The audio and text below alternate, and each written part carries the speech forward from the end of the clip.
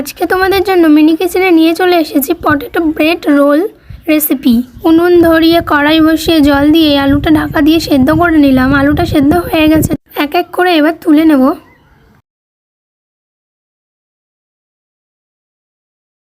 এরপরে এক এক করে সব আলুগুলো ছাড়িয়ে নেব।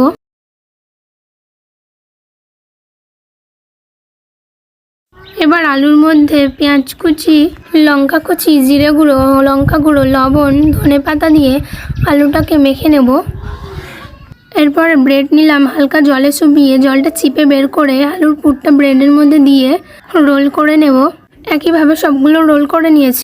এবার উনুনে কড়া বসিয়ে তেল দিয়ে তেলটা গরম হলে রোলগুলো লাল লাল করে ভেজে নেব। সব রোলগুলো এরকমভাবে ভেজে তুলে নেব। আমাদের সব রোলগুলো ভাজা কমপ্লিট। তোমাদের মিনি কিচেনে এই রেসিপিটা কেমন লাগলো জানিও। তোমরা একবার ট্রাই করে দেখতে পারো, ভালো লাগবে। টাটা।